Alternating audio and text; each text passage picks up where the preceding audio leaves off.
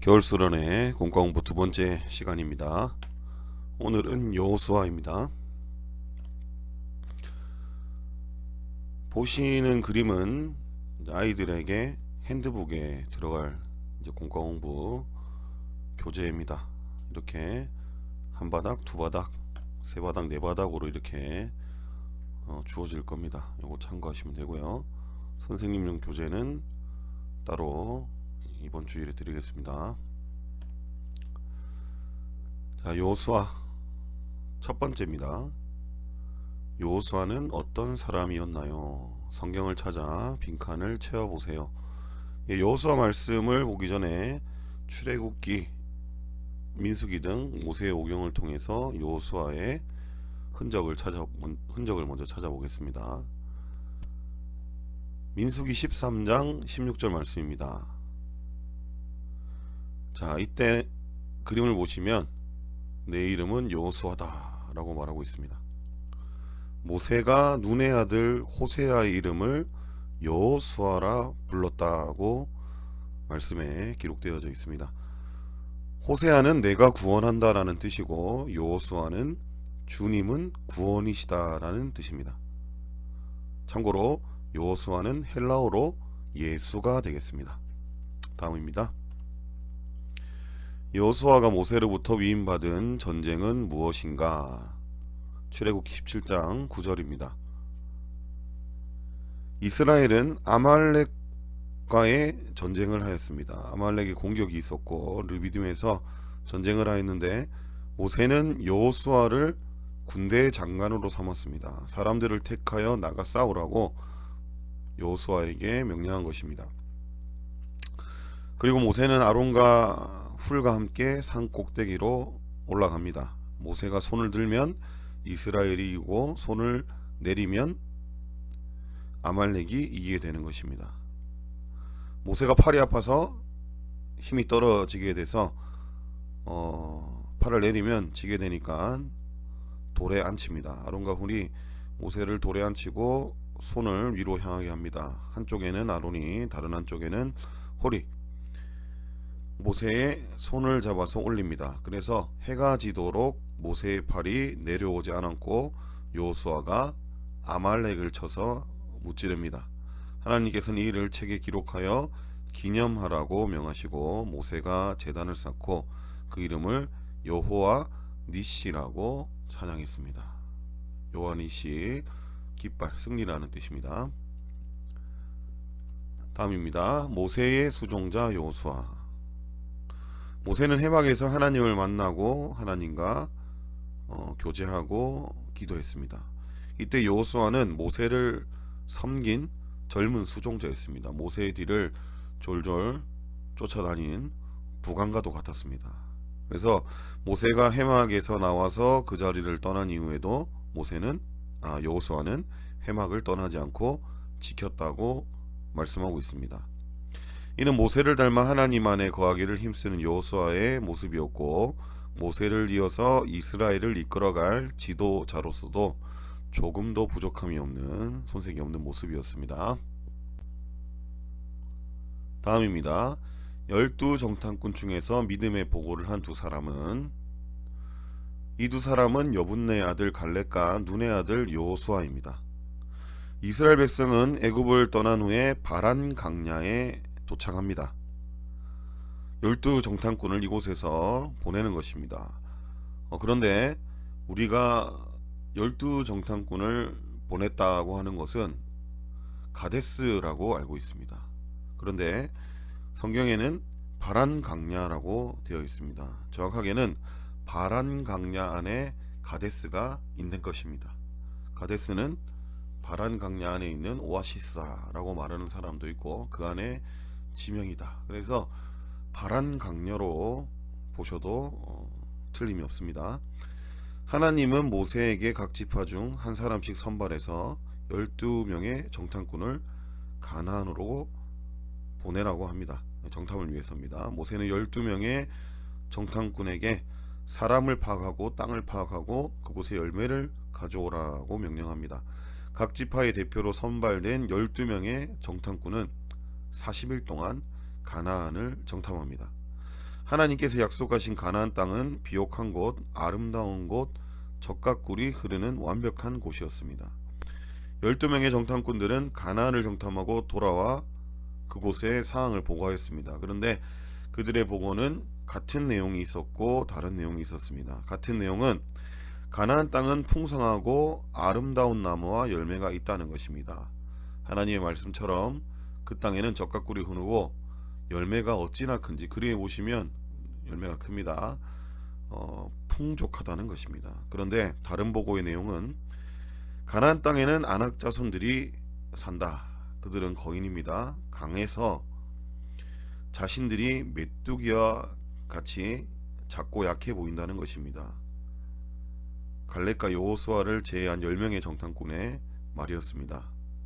그런데 2명의 정탐꾼 여호수아 갈렙은 하나님께서 말씀하신 땅을 우리가 점령할 수 있다. 하나님께서 우리에게 주신 먹이다. 그들이 우리의 먹이다 라고 고백하면서 하나님의 능력으로 우리가 저 땅을 차지할 수 있다라는 고백이었습니다. 서로 같은 것을 봤지만 다른 생각을 보고합니다.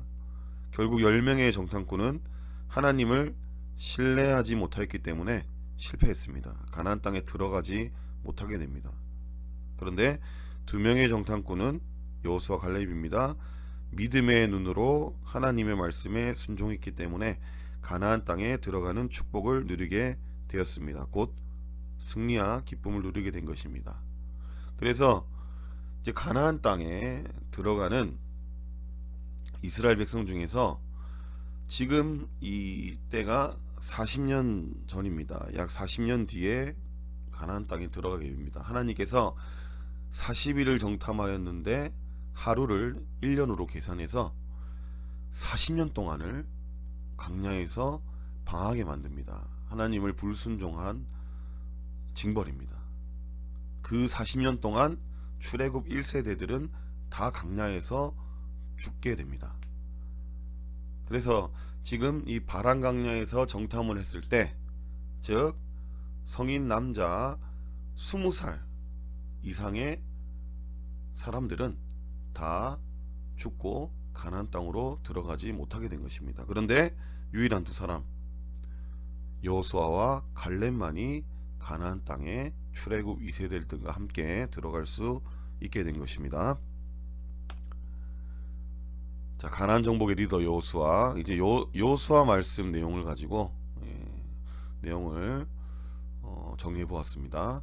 모세가 죽은 후에 하나님께서 여호수아에게 주신 말씀은, 자, 지금 그림에는 마치 모세 같은 사람이 안수를 하고 있습니다. 여호수아의 머리에. 근데 말씀에는 모세가 죽은 후에 하나님께서 말씀하신 것입니다. 하나님께서 모세의 수종자 눈의 아들 여호수아에게 말씀하십니다. 모세가 죽었으니 이제 여호수아에게 이스라엘을 이끌고 요단강을 건너서 가나안으로 가라고 명령하시는 것입니다. 모세에게 말한 것처럼 너희 발바닥으로 밟는 곳을 모두 주시겠다고 말씀하십니다. 여호수아의 평생에 여호수아를 당할 대적이 없게 하시겠다. 모세처럼 늘 함께 하시겠다고 약속하십니다. 그리고 여호수아에게 강하고 담대할 것과 이스라엘에게 약속하신 땅을 주시겠다고 말씀합니다. 그러면서 또 명령합니다. 하나님의 율법을 다 지켜 행하라. 자로나 우로나 치우치지 않으면 형통케 하시겠다고 말씀합니다. 율법 가운데 자로나 우로나 치우치지 않는 것은 율법 중심으로 가는 것입니다. 율법대로 하나님 말씀 그대로 가는 것이고, 자로나 우로나 치우쳐서 어긋남이 없는 것을 말합니다. 다음입니다. 이스라엘 백성은 오타네요. 이스라엘 백성이라고 수정하겠습니다. 책의 내용도 수정하겠습니다. 이스라엘 백성이 가나안 땅으로 건너간 방법은, 모세가 죽자 여호수아가 이스라엘의 지도자가 되었습니다. 여호수아는 하나님의 명령대로 가나안으로 들어가기 위해 요단 강가로 갔습니다. 하나님의 명령에 따라 먼저 제사장들이 언약궤, 하나님의 임재의 상징인 언약궤, 법궤라고도 합니다. 하나님의 궤라고도 합니다. 이 언약궤를 메었습니다. 그림에 보시는 것처럼 긴 장대를 달아서 언약궤를 어깨에 맨 것입니다. 이것은 하나님의 명령입니다. 이렇게 언약궤를 옮겨야 합니다. 다윗 왕 시대 때 이렇게 하지 않고 수레에 언약궤를 실어서 옮기려 했던 우사는 죽임을 당했습니다. 하나님의 명령대로 제사장들이 어깨에 궤를 메고 가는 것입니다. 이제 제사장들이 요단에 물을 밟습니다. 요단에 물을 밟았을 때 요단강이 갈라져서 마른 바닥이 드러나 기적적으로 이곳을 걸어서 건너가는 것입니다. 마치 홍해의 때와 비슷합니다. 요단강 건너기를 마칠 때까지 이스라엘 백성은 마른 땅을 걸었다. 자, 홍해 말씀을 잠깐 드리자면 어제도 잠깐 어제가 아니죠. 공과 일본 모세에서도 잠깐 언급을 드렸는데, 그때 이스라엘 백성이 장정만 60만 명이었습니다. 그러면 아이와 이 노인을 치고 그리고 여성분들을 치면 작게는 200만 명, 그리고 많게는 350에서 400만 명이라고 합니다. 그리고 홍해를 건널 때 하룻밤 사이에 건넜다고 하는데, 학자들이 그 시간을 계산해 보았을 때 절대 이 그림처럼 뭐 2줄, 많게는 뭐 3줄, 4줄, 10줄 이 정도 돼서는 안 됩니다. 적어도 6km의 범위가 나와야 됩니다. 지금 저희가 있는 오태동에서 6km를 제가 내비로 검색을 해보니까 저기 구미역까지 5.5km가 나옵니다. 적어도 홍해를 건널 때 그 정도의 이 넓이가 있어야 됩니다. 그래야지 순식간에 이스라엘 백성이 다 같이 홍해를 건너는 것입니다. 그래서 하룻밤 사이에 건널 수 있는 것입니다. 지금 요단강도 마찬가지입니다. 지금 이스라엘 백성이 적은 숫자가 아닙니다. 이렇게 건너서는 몇 날 며칠이 걸려도 절대 건널 수 없습니다. 그만큼 하나님의 능력이 위대하시다, 크다는 것입니다. 참고하시면 되겠습니다. 이스라엘이 여리고성을 점령한 방법은 성 주위를 돌았다. 1일에서 6일 동안은 각 한 바퀴씩 돌았습니다. 7일째는 7바퀴를 도는 것입니다. 자, 이스라엘 백성들이 가나안에서 첫 번째로 점령한 곳은 여리고성이다. 여리고성은 쉽게 정복하기 어려운 곳이었다. 여리고성은 산지에 위치한 난공불락의 요새였다고 합니다. 이때는 지금처럼 많은 전쟁 무기가 없습니다. 그래서 전쟁에서는 높은 곳에 위치한 쪽이 상당히 유리합니다. 무조건 유리합니다. 그래서 산지에 요새화된 여리고성을 쉽게 정복할 수가 없었다는 것입니다. 하지만 이스라엘은 여리고성을 칼과 창을 사용하지 않고 정복할 수 있었다. 그렇게 어려운 난공불락의 요새였던 여리고성을 칼도 아니고 창도 아니고 하나님의 능력으로 점령한 것입니다. 하나님께서 명령하셨습니다. 하나님의 명령대로 이스라엘 백성들은 침묵하면서 여리고성 주위를 6일간 하루에 한 바퀴씩 돌았습니다. 그리고 마지막 7일째 되는 날은 7바퀴를 돕니다. 자, 그랬더니 어떻게 됐습니까? 이스라엘이 여리고성을 점령한 방법은 두 번째, 그랬더니 일주일 동안 여리고성을 돌기를 마친 이스라엘 백성은 나팔을 불며 크게 함성을 질렀습니다. 그러자 여리고성이 무너져 그곳을 정복할 수 있었습니다. 하나님께서 지진이 나게 하신 것입니다. 학자들이 그렇게 추론하고 있습니다. 그래서 여리고성이 순식간에 무너져서 이스라엘 백성들은 이곳을 점령할 수 있었습니다. 모든 것을 온전히 바치라는 하나님의 명령이 있었습니다. 이에 앞서서 그래서 모든 전리품, 가축, 기금송 등을 이스라엘 백성은 손을 대지 않았습니다. 이것을 진멸 전쟁이라 합니다. 헤렘이라고도 하는데, 하나님께서 전쟁을 말씀하시기 전에 앞서서 이것은 나의 거룩함을 나타내기 위한 전쟁이다 라고 말씀하십니다. 그럴 때는 헤렘이라고 하는데 하나님의 명령 그대로 행해야 됩니다. 전쟁에서 이겼다고 전리품을 마음대로 개인의 욕심을 위해서 손을 댈 수 없습니다. 모든 것을 하나님께 바치는 것. 그래서 잔인하지만 가축을 모두 다 죽여버리고 그렇게 하는 것입니다. 왜냐하면 하나님께서 받으시는 제물이기 때문입니다. 이 헤렘을 지키지 못해서 뒤에 이제 아이성에서 참 안타까운 일이 발생하는데 계속 살펴보겠습니다.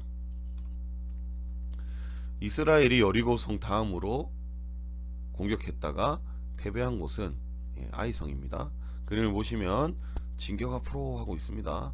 그런데 아래 그림은 도망가고 있습니다. 36개 주랭랑이죠. 열심히 도망가고 있습니다. 여리고성을 점령한 이스라엘은 다음으로 아이성을 공격합니다. 하지만 아이성에서 첫 패배를 당하게 됩니다. 이스라엘 전부가 아니라 약 3,000명만 아이성으로 보냅니다. 결과는 처참한 패배였고 백성들의 마음은 녹아서 물과 같이 되었다. 사기가 완전히 떨어진 것입니다. 이에 여호수아는 옷을 찢고 장로들과 함께 티끌을 뒤집어 쓰고 여호와의 궤 언약궤 앞에 엎드려 기도합니다. 옷을 찢는다는 것은 신성모독을 의미합니다.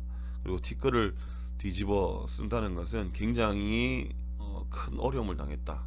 상태가 좋지 않다는 것을 말하는 것입니다. 하나님 앞에 호소하며 탄식하는 행동입니다. 아이성에서 패배한 이유는 아간이 여호수아에게 대답하여 이르되 참으로 나는 이스라엘의 하나님 여호와께 범죄하여 이러이러하게 행하였나이다. 아간의 범죄 때문입니다. 여호수아는 울며 하나님의 궤 앞에서 하나님께 계속해서 구하였습니다. 하나님께서 우리를 돌아서셨다. 하나님께서 이스라엘에서 돌아섰다. 이를 가나안 사람들이 알고 우리들을 이제 치러 올 것이다. 우리는 죽게 될 것이다. 라고 말한 것입니다. 하나님의 이름을 위하여서 하나님께서 어떻게 하시려고 이러시는가 하면 탄식했습니다. 자신들이 죽는 것이 죽으면 그만이지만 자신들이 죽음으로써 하나님의 백성인 자기들을 하나님께서 돌보지 않는다. 하나님의 능력이 없다. 이렇게 사람들에게 비난을 받을까봐 여호수아는 그것을 염려하며 한탄한 것입니다. 이 하나님께서 이스라엘에 범죄가 있었다. 그것 때문에 이러한 일이 있은 것이다고 말씀하셨습니다. 하나님께서 이스라엘에게 명령하신 것을 여리고성에서 얻은 모든 전리품을 없애라 하신 것입니다. 아까 말씀드렸던 진멸전쟁 헤렘입니다. 아간이 불순종하여서 전리품의 일부를 몰래 감추었기 때문에 이 헤렘에 대한 불순종이 있었습니다. 이것 때문에 하나님께서 진노하셨다고 말하신 것입니다. 그래서 아이성 패배 이후에도 하나님께서는 자신의 명령에 순종하지 않는 이스라엘과 함께하지 않겠다. 이스라엘에게 돌아서셔서 그들과 함께하지 않겠다고 말씀하십니다. 그리고 이후에 여호수아에게 이스라엘을 거룩하게 할 것을 명령하십니다. 하나님께 온전히 바쳐진 물건을 찾아서 제하라. 헤렘을 이행하라는 것입니다. 여호수아는 이스라엘의 지파, 먼저 지파입니다. 지파를 추립니다. 그리고 그 안에서 족속을 추립니다. 그리고 그 안에서 가족 순으로 뽑아서 결국 범죄한 아간을 찾아냅니다.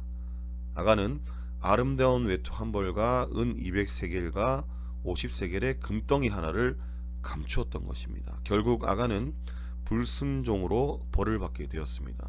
죽게 된 것입니다. 이스라엘은 이후에 하나님께 회개하였고 다시 아이성을 점령할 수 있게 되었습니다. 이스라엘은 아모리 족속 다섯왕 연합군의 전쟁에서 어떻게 승리할 수 있었나? 여호수아가 여리고와 아이를 점령한 소식을 아모리 족속의 왕들이 듣게 됩니다. 나눠드린 내용에는 기브온 거민과의 주민들과의 동맹은 소가산 동맹은 내용을 뺐습니다. 너무나 스토리가 길기 때문에 그 내용은 이번에는 다루지 않으셔도 됩니다. 일부러 뺀 것입니다. 원래는 이 아모리 다섯 왕들이 연합해서 이스라엘을 속여서 동맹한 곳이죠. 기브온을 칩니다. 기브온이 이스라엘에게 원군을 요청하고 여호수아가 자신과 속아서 비록 동맹을 맺었지만 동맹국인 기브온을 도와주는 것입니다. 말이 동맹이지 속국입니다. 기브온들에게 나무를 패고 물을 깃는 것을 시켰다고 성경에 기록되어 있는 걸 봐서 속국으로 된 것입니다. 아무튼 하나님의 이름으로 함께 한 조약이기 때문에 그들을 도웁니다. 그래서 하나님께서는 대적들을 이스라엘 손에 붙이셔서 그들을 패하게 하십니다. 이스라엘은 가나안 다섯 왕 그들을 물리칩니다. 다섯 왕의 이름은 굳이 언급 안 하셔도 될 것 같습니다. 이것을 언급했다가는 조금 헷갈릴 수가 있겠네요. 예루살렘 왕, 헤브론 왕 뭐 이렇게 돼서 좀 헷갈릴 수 있으니 그냥 가나안 땅의 다섯 왕이라고 하시면 됩니다. 정확하게는 아모리 족속의 다섯 왕이라고 되어 있습니다. 이 전쟁에서 하나님의 능력이 나타납니다. 하늘에서 우박이 내립니다. 우박이 내려서 이들을 공격합니다. 이스라엘의 칼보다 우박에 맞아 죽은 자들이 더 많았다고 기록되어져 있습니다. 그리고 이들이 겁을 먹었습니다. 사기가 떨어져서 도망을 갑니다. 전쟁을 이탈하는데 여호수아가 추격합니다. 그런데 밤이 오려 하고 있습니다. 밤이 오면 이때 추격을 멈춰야 됩니다. 이때는 불을 밝힐 수 있는 방법이 없습니다. 그때 여호수아가 하나님께 기도하는 것입니다. 하나님께 기도하여서 태양과 달을 멈춰달라는 것입니다. 그림에 나와 있듯이 태양아 너는 기브온 위에 멈춰 있어라, 달아 너는 아얄론 골짜기에 위에 멈춰 있어라, 이렇게 선포하는 것입니다. 믿음으로 선포했더니 하나님께서 이 기도를 들으시고 응답해 주셔서 도망가는 대적들을 물리칠 수 있도록 시간을 더 주셨습니다. 자, 마지막입니다. 여호수아의 마지막 말은 무엇이었나? 여호수아 24장 15절을 보시면 만일 여호와를 섬기는 것이 너희에게 좋지 않게 보이거든 너희 조상들이 강 저쪽에서 섬기던 신들이든지 애굽의 신들을 말합니다. 또 너희가 거주하는 땅에 있는 아모리 족속의 신들인지 가나안 땅의 이방신을 말합니다. 너희가 섬길 자를 오늘 택하라. 말이 택하라지 섬기지 말라는 것입니다. 오직 나와 내 집은 여호와를 섬기겠노라 하니 자신은 하나님만을 섬긴다고 말하고 있습니다. 여호수아가 이스라엘 모든 지파를 세겜에 모읍니다. 장로들과 수령들과 재판자들과 관리들을 불러 마지막 연설을 합니다. 고별 설교라고 보시면 되겠습니다. 이때 세겜에서 모였는데 이것을 두고 세겜 언약이라고 하기도 합니다. 먼저 아브람 때부터 모세 때까지 아브람, 이삭, 야곱 쭉 이어져서 하나님께서 어떤 분이신지 하나님께서 이스라엘에게 행하신 일들을 말씀합니다. 어떻게 이스라엘을 도우셨는가, 인도하셨는가를 말합니다. 그리고 이방 신들을 버리고 오직 하나님만을 섬길 것을 촉구합니다. 자신과 자신의 집은 오직 여호와만을 섬기겠다고 선포하면서 말이죠. 백성들도 결단코 하나님을 버리고 다른 신을 섬기지 않겠다고 말합니다. 여호수아가 강력하게 말하니까 여호수아의 리더십에 당연히 이런 결과로 백성들이 이렇게 대답하는 것입니다. 여호수아는 다시 한 번 더 건면하는데 만일 여호와를 버리고 이방신을 섬기면 이스라엘에게 이미 복 내리신 이후라도 하나님께서 복을 주셨다 하더라도 그것을 돌이켜 재앙을 내리시고 멸망시키실 것이다 고 분명히 선포하는 것입니다. 그랬더니 이스라엘 백성은 또 여호와를 섬기겠다고 말합니다. 여호수아는 세겜에서 백성과 더불어 언약을 맺고 세겜 언약, 율례와 법도를 제정합니다. 그리고 모든 것을 하나님의 율법책에 기록하고 큰 돌을 가져다가 그 돌을 증거가 되도록 그렇게 삼습니다. 그 위에 여호수아는 110세의 나이로 죽었습니다. 참고로 모세는 120세였죠. 어제 언급을 안 한 것 같네요. 저번 시간에. 이스라엘은 여호수아의 생전에 하나님을 섬겼고 여호수아가 죽은 뒤에도 하나님께서 이스라엘에 베푸신 모든 일을 아는 장로들이 살아있는 동안에는 하나님을 섬겼더라.